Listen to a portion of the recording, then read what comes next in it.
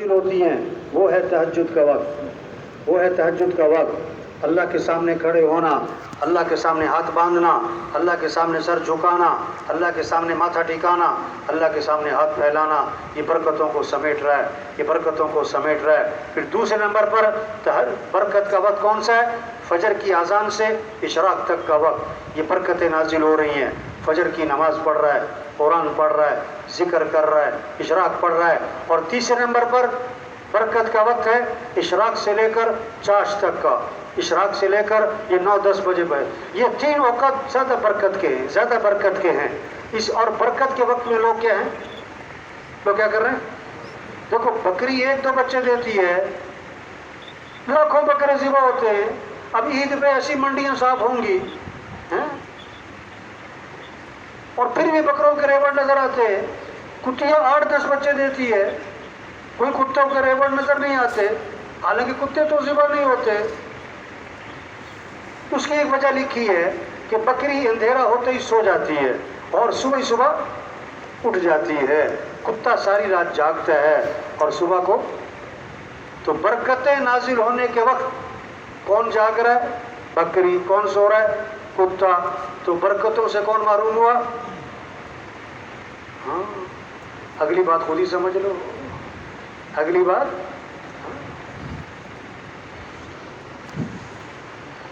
شریعت کا مزاج رات کو جلدی سونا، صبح کو جلدی اٹھنا۔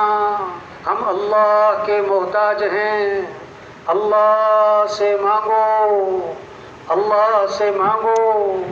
صبح کو اٹھو، تہجد میں، چلو تہجد میں اٹھا جا رہا، فجر میں صبح جو اٹھا اور وضو کیا، اللہ کا نام لیا اور مسجد جا رہا ہے، مسجد جا رہا ہے، واہ۔ اب یہ کون ہے؟ اس کے ہاتھ میں ایمان کا جھنڈا ہے، ایمان کا جھنڈا ہے، اس کے ہاتھ میں ایمان کا جھنڈا ہے۔ صبح اٹھا، کوئی وضو نہیں، کوئی نماز نہیں، دکان پہ جا رہا ہے، دفتر جا رہا ہے، اس کے ہاتھ میں شیطان کا جھنڈا ہے۔ اس کے ہاتھ میں کس کا جھنڈا ہے؟ حدیث میں آتا ہے جو صبح اٹھا، کوئی وضو نہیں، کوئی اللہ کا نام نہیں، کوئی نماز نہیں، یہ وہ آدمی ہے کہ اس کے کانوں میں شیطان نے پیشاب کر دیا ہے، اس کے کانوں میں شیطان نے، اور جس کے کانوں میں شیطان پیشاب کا اثر ہو، اللہ رسول کی بات اثر ہی نہ کرے، وہ تو شیطان کے پیشاب کا اثر ہے۔ تو بھائی تبلیغ محنت ہو رہی، بھائی اللہ کو راضی کر لو۔ یہ عید الاضحیٰ آ رہی ہے نا، 7 حصے گائے میں، اونٹ میں، ایک حصے والے کی نیت اگر گوشت کی ہے تو 7 کی قربانی نہیں ہوگی، 7 کی قربانی نہیں ہوگی۔ یہ گوشت کے لیے نہیں آ رہی، یہ کیا جذبہ، ہم مسلمان ہیں، ہم اللہ کے بندے ہیں، ہمیں اللہ کو راضی کرنا ہے، ہمیں اللہ کی ماننی ہے، ہم ہر چیز سے ٹکرائیں گے، ہم شریعت سے نہیں ٹکرائیں گے۔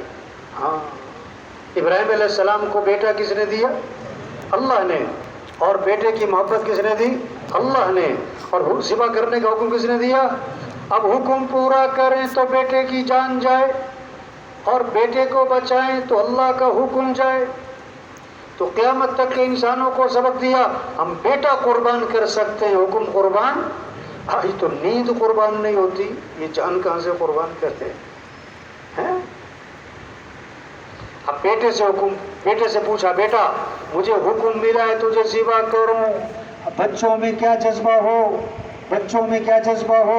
جو اسماعیل علیہ السلام کا جذبہ تھا، کیا بولے اسماعیل علیہ السلام؟ یا ابت فعل ما تؤمر ستجدنی انشاء اللہ من الصابرین۔ اے میرے والد، آپ کو جو حکم ملا ہے آپ کر گزریں، آپ انشاءاللہ مجھے صبر کرنے والوں میں سے پائیں گے۔ میں تیار ہوں اس کے لیے، ذبح ہونے کے لیے۔ ہاں، یہ جذبہ پیدا کر، اس کی یاد دہانی آ رہی ہے عید الاضحیٰ، اس لیے کہتے ہیں جانور کو پہلے سے لو، کھلاؤ پلاؤ تاکہ ان سو جائے، وہ آپ کو پہچانے، آپ اس کو پہچانو، آپ کی آواز پہ آپ کی طرف بھاگ کے آئے، آپ کے آگے پیچھے پھرے، اب اس سے محبت ہو گئی۔ اور پھر مسئلہ کیا ہے؟ اپنے ہاتھ سے چھری چلاؤ، یہ نہیں کہ نہیں میرے سے نہیں دیکھا جاتا، نہیں، اپنے ہاتھ سے چھری چلاؤ، اور اس جذبے سے چھری چلاؤ کہ اے اللہ اگر تو حکم دیتا کہ بیٹے کو ذبح کر تو میں کر دیتا. اس جذبے کی یاد دہانی آ رہی ہے. عید الاضحیٰ، ہم اللہ کے بندے ہیں، ہمیں اللہ کی ماننی ہے، ہمیں اللہ کو راضی کرنا ہے. ہمارا اللہ ہم سے کیا چاہتا ہے؟ ہمارا اللہ ہم سے کیا چاہتا ہے؟ جو اللہ کو پسند ہمیں بھی پسند، جو اللہ کو ناپسند ہمیں بھی ناپسند. ایمان کسے کہتے ہیں؟ جو اللہ رسول کو پسند ہے ہمیں بھی پسند، جو اللہ رسول کو ناپسند ہمیں بھی ناپسند. دین کیا ہے؟ دو چیزیں. کچھ کرنے کے کام ہیں جنہیں اوامر کہتے ہیں، کن چیزوں سے اللہ نے منع کیا جسے نواہی کہتے ہیں. جس کا حکم دیا اس کو پورا کرنا ہے، جس سے منع کیا اسے رکنا ہے. اسے رکنا ہے. مرضی نہیں، رواج نہیں، فیشن نہیں، ماحول نہیں، برادری کے طریقے نہیں، عقل سمجھ نہیں. جو اللہ کا حکم ہے وہ کرنا ہے بس. جو نبی پاک صلی اللہ علیہ وسلم کا طریقہ وہ کرنا ہے. ہمیں تو نبی کی زندگی کو اپنانا ہے، نبی والے اعمال کو اختیار کرنا ہے. یہ محنت ہو رہی تبلیغ میں کہ کیسے سب کا رخ اللہ کی طرف پھر جائے اور اعمال کی طرف. نماز کی فضا بنے، دین سیکھنے کی فضا بنے. جیسے گنتی یاد ہے نا، 1 2 3 4 5 6 7 8 9 10 11 12 13. اسی طرح نماز کے فرائض یاد ہوں، نماز کے واجبات یاد ہوں، غسل، وضو، پاکی، ناپاکی. ہم مسلمان ہیں نا. اب 100 آدمیوں سے پوچھو غسل نماز کے فرائض سناؤ، نہیں سنا سکتے. آج دین سیکھنے کا شوق نہیں ہے. یہ شوق پیدا کیا جائے بھائی دین سیکھو، نبی والی زندگی کو سیکھو. ہم اللہ کے محتاج ہیں، اللہ کو ساتھ لینا ہے. کیسے؟ اپنے اعمال اچھے بناؤ، قرآن کی تلاوت کرو. بہت سے لوگ پوچھتے ہیں مولوی صاحب کوئی وظیفہ بتانا. اس سے پوچھا بھائی روزانہ قرآن پڑھتے ہو کہ نہیں؟ وہ تو نہیں پڑھتا. کوئی وظیفہ بتا دو. اچھا قرآن کیا ہے بھائی؟ یہ وظیفہ ہی تو ہے. یہ تو سب سے بڑا وظیفہ. قرآن پڑھو. یہ جتنے بیٹھے ہوئے ہر ایک اپنے آپ سے پوچھو روزانہ 1 سپارہ پڑھتے ہو؟ آدھا سپارہ پڑھتے ہو؟ اپنے آپ سے پوچھو. اگر آپ روزانہ 1 سپارہ پڑھتے ہو، 1 مہینے میں قرآن ختم، سال میں 12 قرآن، آپ کو 100 نمبر. اگر آپ روزانہ آدھا سپارہ پڑھو، 2 مہینے میں قرآن ختم، سال میں 6 قرآن، 50 نمبر. آپ روزانہ پاؤ سپارہ پڑھتے ہو، 4 مہینے میں ختم، سال میں 3 قرآن، 25 نمبر. آپ نے پورے سال میں 1 قرآن ختم کیا، چلو 10 نمبر. پورے سال میں 1 قرآن بھی ختم نہیں ہوا، چلو کچھ نہ کچھ پڑھا تو چلو 5 نمبر. اور پورے سال میں قرآن نہیں پڑھا تو کیا ملا؟ 0.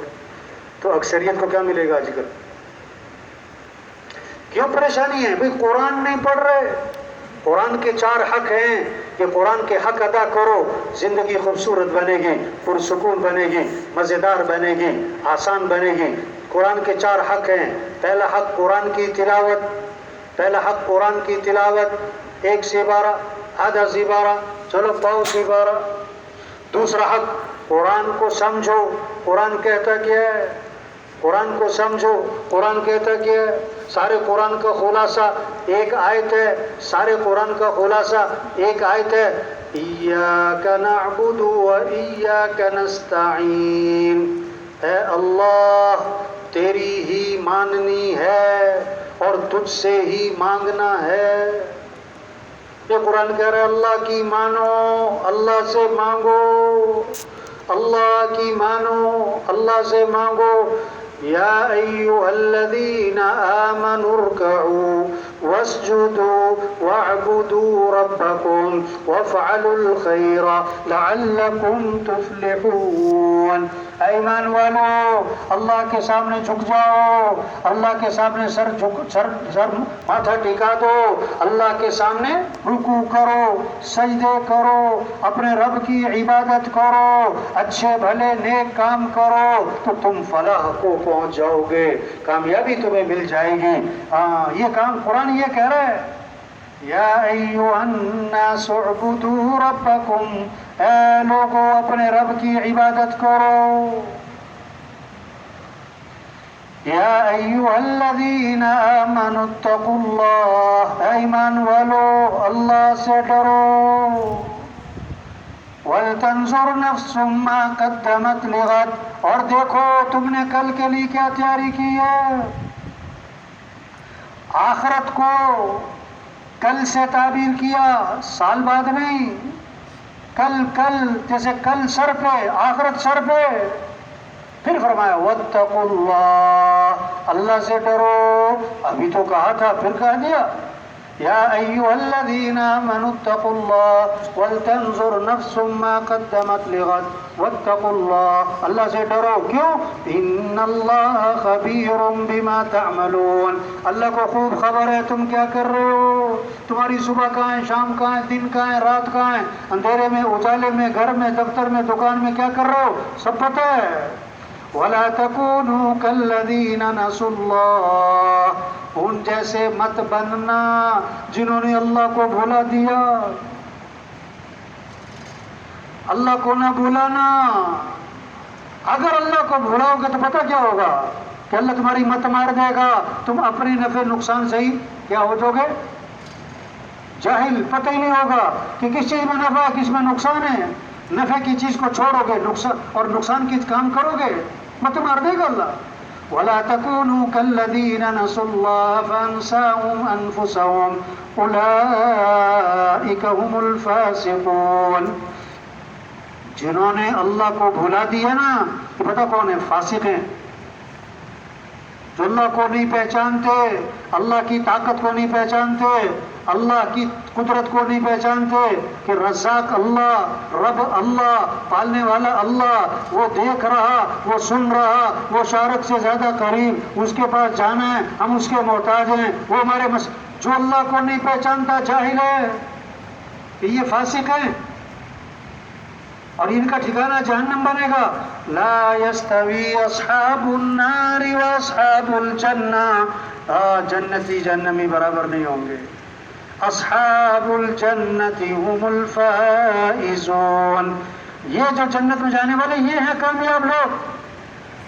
اور اس قرآن کو سمجھو، یہ پتہ قرآن کیا ہے، لو انزلنا هذا القرآن على جبل لرأيته خاشعا متصدعا من خشية اللہ، اگر اس قرآن کو ہم پہاڑوں پر نازل کر دیں تو یہ اللہ کی عظمت، اللہ کی ہیبت، اللہ کے روب کی وجہ سے یہ پہاڑ بھی ریزہ ریزہ ہو جاتا ہے۔